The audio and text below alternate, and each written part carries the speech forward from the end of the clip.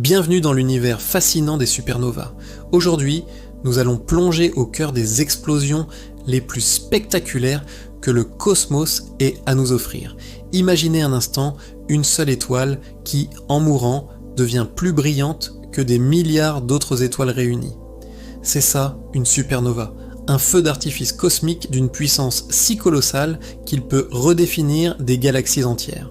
Au cours de notre voyage, nous allons découvrir ce que sont ces phénomènes incroyables, comment ils se produisent, et surtout pourquoi ils sont absolument essentiels à notre propre existence. Vous pensez peut-être que la mort d'une étoile est une fin tragique, mais vous allez voir qu'en réalité c'est un commencement.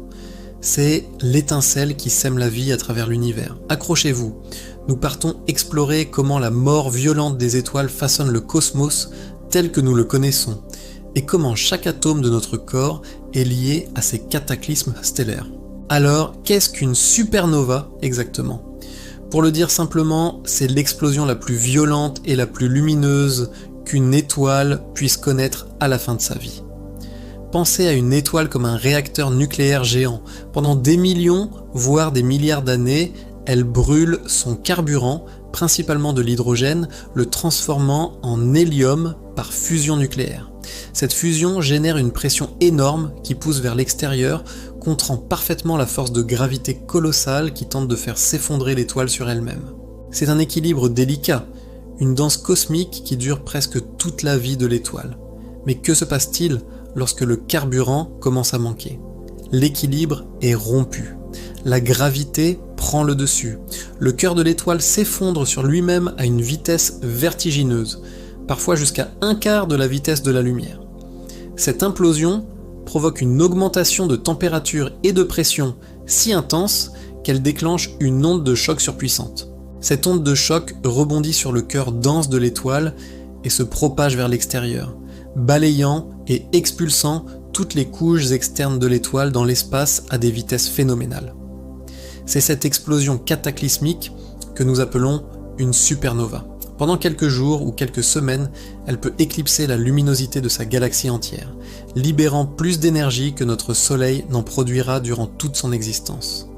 C'est un spectacle à la fois terrifiant et magnifique, qui disperse des éléments essentiels à travers le cosmos. Maintenant que nous avons une idée de ce qu'est une supernova, il faut savoir qu'elles ne sont pas toutes identiques. Les astronomes les classent principalement en deux grandes catégories, basées sur la façon dont elles se déclenchent et sur la nature de l'étoile qui explose.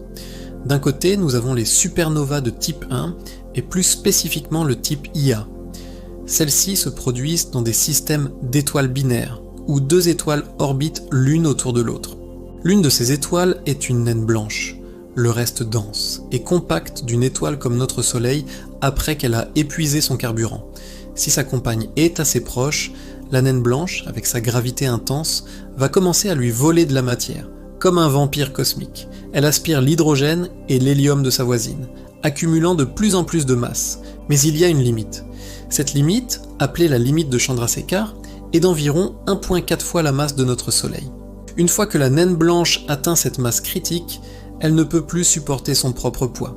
La pression et la température en son cœur deviennent si extrêmes qu'une réaction de fusion thermonucléaire en chaîne s'enclenche, la faisant exploser complètement en une supernova de type Ia. Il ne reste absolument rien de la naine blanche après cette détonation. De l'autre côté, nous avons les supernovas de type 2. Celles-ci concernent la fin de vie d'une seule étoile, mais pas n'importe laquelle. Une étoile massive, au moins 8 à 10 fois plus massive que notre Soleil. Ces géantes stellaires ne vivent vite et meurent jeunes. Elles brûlent leur carburant à un rythme effréné, fusionnant des éléments de plus en plus lourds en leur cœur, de l'hydrogène à l'hélium, puis au carbone, à l'oxygène, et ainsi de suite, jusqu'à produire du fer. Le fer est un cul-de-sac. La fusion du fer ne produit pas d'énergie, au contraire, elle en consomme. À ce stade, la fournaise nucléaire au cœur de l'étoile s'éteint. Sans la pression sortante pour contrer la gravité, le cœur s'effondre sur lui-même en moins d'une seconde. Cette implosion brutale crée l'onde de choc que nous avons décrite, qui souffle les couches externes de l'étoile et donne naissance à la supernova de type 2. Contrairement au type Ia, il reste quelque chose après l'explosion. le cœur effondré de l'étoile devient soit une étoile à neutrons incroyablement dense, soit, si l'étoile était vraiment massive, un trou noir. Ces explosions cosmiques sont bien plus que de simples feux d'artifice stellaires. Elles sont, en fait, les grands alchimistes de l'univers. Elles sont fondamentales à la complexité chimique du cosmos et par extension à notre propre existence. Pourquoi ? Parce que la plupart des éléments plus lourds que l'hydrogène et l'hélium sont créés soit dans le cœur des étoiles massives, soit durant l'explosion elle-même. Pendant sa vie, une étoile massive fabrique des éléments comme le carbone, l'oxygène ou l'azote par fusion nucléaire. Ce sont les briques de base de la vie, telles que nous la connaissons. Mais pour les éléments encore plus lourds, comme l'or, le platine, l'argent ou l'uranium, il faut des conditions encore plus extrêmes. C'est là qu'interviennent les supernovas. L'énergie et la pression démentielle, libérées lors de l'explosion, permettent la création de ces éléments précieux. L'or de vos bijoux, le fer dans votre sang, le calcium de vos os, l'oxygène que vous respirez.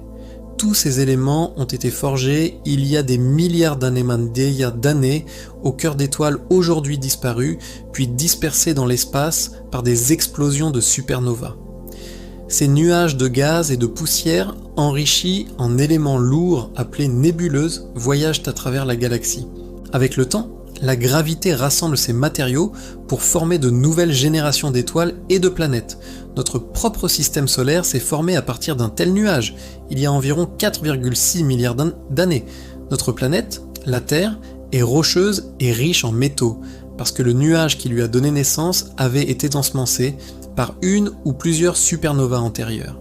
Sans ces explosions, l'univers serait principalement composé d'hydrogène et d'hélium. Il n'y aurait ni planète rocheuse, ni eau, ni la chimie complexe nécessaire à l'émergence de la vie. L'astronome Carl Sagan disait « Nous sommes faits de poussière d'étoiles ». C'est une vérité poétique et littérale. Chaque atome de notre corps est un vestige d'une supernova lointaine. L'histoire de l'astronomie est parsemée d'observations de ces événements cosmiques spectaculaires. Certaines sont devenues des icônes de la science. L'une des plus célèbres est sans doute la nébuleuse du Crabe. Ce que nous voyons aujourd'hui est le rémanent, le nuage de gaz en expansion, d'une supernova observée sur Terre en l'an 1054.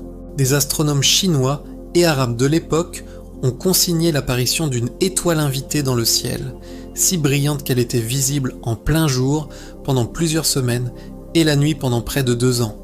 Aujourd'hui, près de 1000 ans plus tard, nous pouvons observer avec nos télescopes ce magnifique nuage de débris qui continue de s'étendre. Au centre de la nébuleuse se trouve le cœur de l'étoile qui a explosé, un pulsar, une étoile à neutrons en rotation rapide qui balaie l'espace avec des faisceaux de rayonnement comme un phare cosmique. Plus récemment, en 1987, les astronomes ont eu la chance d'observer une supernova dans une galaxie voisine, le Grand Nuage de Magellan. Nommée SN 1987A, c'était la supernova la plus proche observée depuis l'invention du télescope. Pour la première fois, nous avons pu étudier une supernova avec des instruments modernes, depuis son explosion jusqu'à l'évolution de son rémanent. SN 1987A a confirmé de nombreuses théories sur la mort des étoiles massives et a permis des découvertes fascinantes, notamment la détection de neutrinos provenant de l'effondrement du cœur de l'étoile quelques heures avant que la lumière de l'explosion ne nous parvienne. Ces neutrinos sont des particules fantomatiques qui interagissent très peu avec la matière, et leur détection a été une preuve directe et spectaculaire de nos modèles théoriques. Observer ces supernovas, anciennes ou récentes, c'est comme regarder des pages de l'histoire cosmique s'écrire sous nos yeux. En conclusion, les supernovas sont bien plus que de simples points lumineux dans le ciel nocturne. Elles sont le moteur du changement et de l'évolution cosmique. Elles nous rappellent que l'univers est un lieu de cycle constant de mort et de renaissance. La fin explosive d'une étoile n'est pas une fin en soi, mais le commencement d'une nouvelle histoire, semant les graines pour de futures étoiles, de futures planètes et potentiellement de futures formes de vie.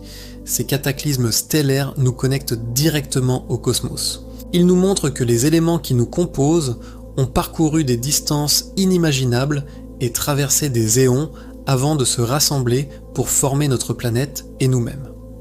Chaque fois que vous regardez le ciel étoilé, souvenez-vous que vous contemplez non seulement des étoiles vivantes, mais aussi les fantômes de celles qui ont explosé, dont l'héritage est partout autour de nous et en nous. Les supernovas sont la preuve que même dans la destruction la plus violente, l'univers trouve un moyen de créer de la beauté, de la complexité et de la vie. Merci d'avoir regardé cette vidéo. Si ce voyage au cœur des explosions stellaires vous a plu, n'hésitez pas à laisser un pouce bleu, à partager la vidéo et à vous abonner à la chaîne pour ne manquer aucune de nos prochaines explorations cosmiques, et à bientôt sur Expérience pour une nouvelle aventure dans l'univers.